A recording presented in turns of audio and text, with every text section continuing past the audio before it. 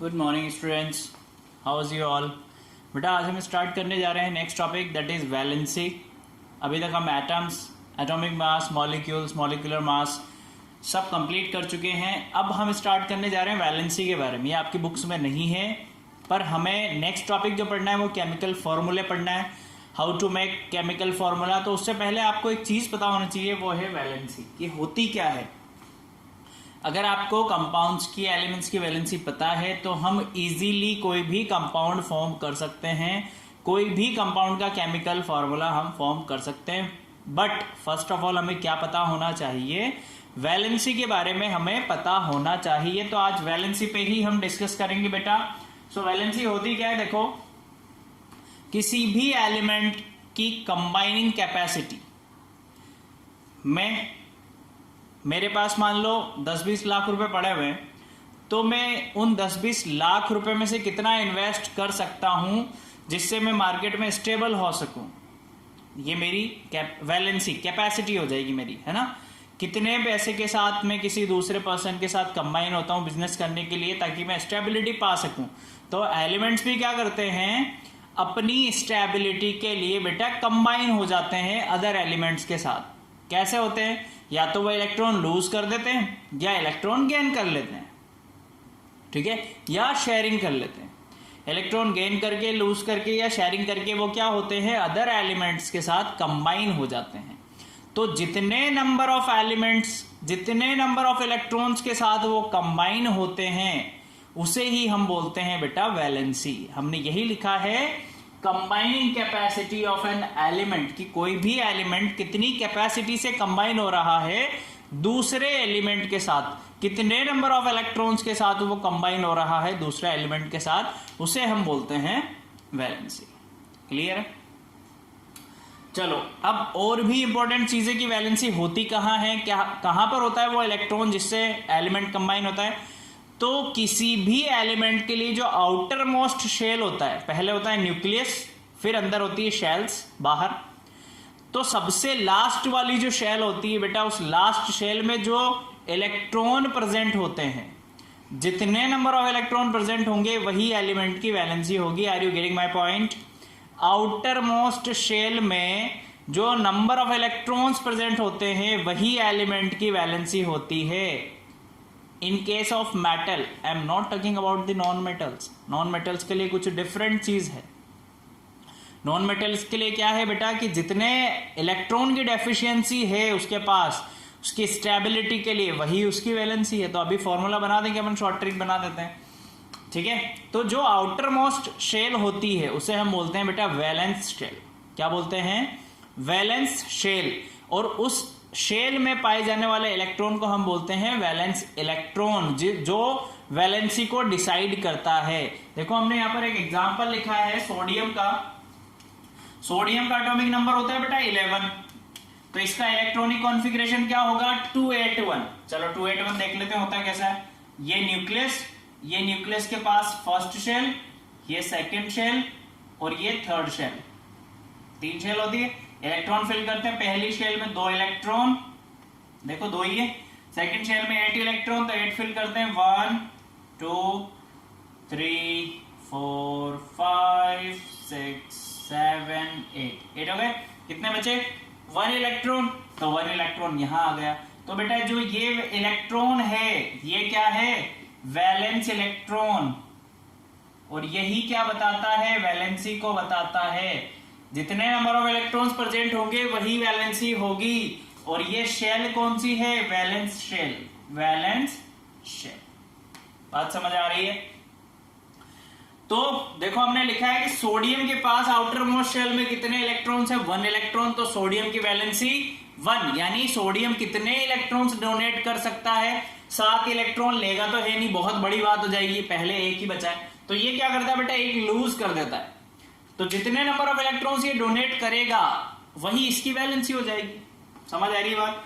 चलो let suppose हम दूसरा एग्जांपल ले लेते हैं। हम यहां पर बात कर लेते हैं मैग्नीशियम की, बात कर लेते हैं। मैग्नीशियम होता है बेटा 12, कितना होता है 12।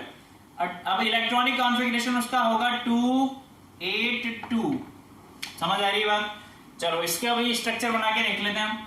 ये न्यूक्लियस, ये फर्स्ट शेल में 2 इलेक्ट्रॉन 1 2, सेकेंड शेल में 8 इलेक्ट्रॉन 1 2 3 4 5 6 7 8, ठीक है।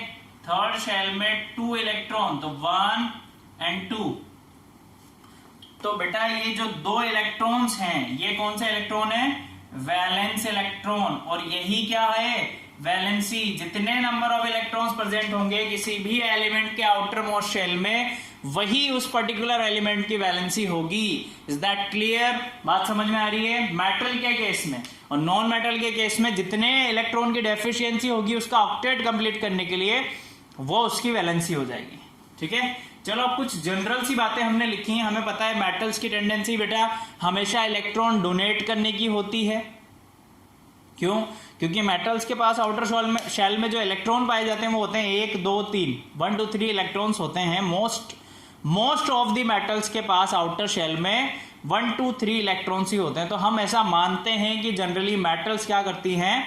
इलेक्ट्रॉन डोनेट करती हैं। That's why we are saying here all the metals are electropositive in nature, क्योंकि वो इलेक्ट्रॉन डोनेट कर रही है, ठीक है। तो जितने नंबर ऑफ इलेक्ट्रॉन्स वो डोनेट करते हैं बेटा, वही उनकी वैलेंसी होती है, ठीक है। Because they have tendency to donate the electrons, इसलिए हम क्या कह रहे हैं उसे? इलेक्ट्रोपॉजिटिव। अब जा जाओ एग्जाम्पल देखो जरा। एग्जाम्पल अगर मैं ले लूं कैल्शियम, तो कैल्शियम होता है 20 को आप लिखोगे 2 8 8 2, यही होता है 20।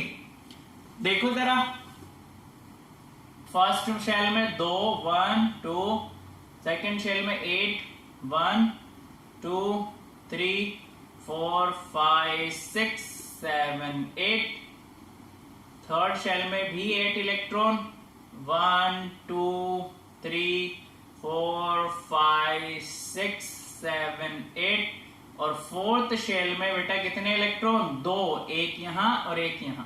तो ये 2 इलेक्ट्रॉन क्या हैं? वैलेंस इलेक्ट्रॉन है, वैलेंस इलेक्ट्रॉन। और यही क्या होती है बेटा? वैलेंसी। समझ आ रही है बात? कैल्शियम ले लो, एल्यूमिनियम ले लो, तो +3 हो जाएगी। चलो अब देखो, जब मेटल सारी इलेक्ट्रोपॉजिटिव होती हैं तो नॉन मेटल्स क्या होंगी? Electron negative. क्यों? क्योंकि उनकी टेंडेंसी होती है इलेक्ट्रॉन गेन करने की, उनके पास डेफिशिएंसी होती है इलेक्ट्रॉन्स की। तो वो क्या चाहते हैं? हमारे पास जितनी कमी है उतने हम कहीं से ले लें और अपना ऑक्टेट कंप्लीट करके हम स्टेबल हो जाए नेचर में, ठीक है। तो नॉन मेटल सारे इलेक्ट्रॉन्स गेन करते हैं, दैट्स व्हाई उन्हें हम कहते हैं इलेक्ट्रॉन नेगेटिव। फॉर एग्जांपल अगर हम देखें बेटा, तो देखो क्लोरीन होता है 17, कितना? 287, ऐसे कर लो, ये वैलेंसी, ये वैलेंसी, ये वैलेंसी। अब देखो क्लोरीन, मैंने क्या बोला? लास्ट शेल में जितने इलेक्ट्रॉन्स, तो 7 इलेक्ट्रॉन्स पड़े हुए हैं, तो 7 तो वैलेंसी होती नहीं है कभी भी। क्लोरीन को क्या चाहिए स्टेबिलिटी के लिए बेटा? कि एक इलेक्ट्रॉन और आ जाए तो 8 हो जाएंगे इसके पास, और 8 हो जाएंगे तो ये ऑक्टेट कंप्लीट हो जाएगा, और ऑक्टेट कंप्लीट हो जाता है तो ये नेचर में स्टेबल है। तो ये क्या करता है? एक इलेक्ट्रॉन की कमी है इसके पास, तो एक इलेक्ट्रॉन गेन कर लेता है सामने से। तो इसकी वैलेंसी कैसे निकालेंगे हम? देखो यहां पर लिख रहा हूं मैं, नॉन मेटल्स वैलेंसी कैसे कैलकुलेट करेंगे? 8 minus number of valence electron, ये फॉर्मूला है नॉन मेटल्स के लिए। क्या है बेटा? 8 minus number of valence electron. Valence electron जो लास्ट शेल में कितना है? 7। अब 8 में से माइनस करेंगे हम 7, तो वैलेंसी कितनी आ जाएगी? 1। तो वैलेंसी कितनी होगी बेटा? 1। समझ आई बात? और मेटल्स के लिए जो आउटर शेल में इलेक्ट्रॉन्स प्रेजेंट हो वही उसकी वैलेंसी। नॉन मेटल्स के लिए मैंने आपको फॉर्मूला बता ही दिया, ठीक है।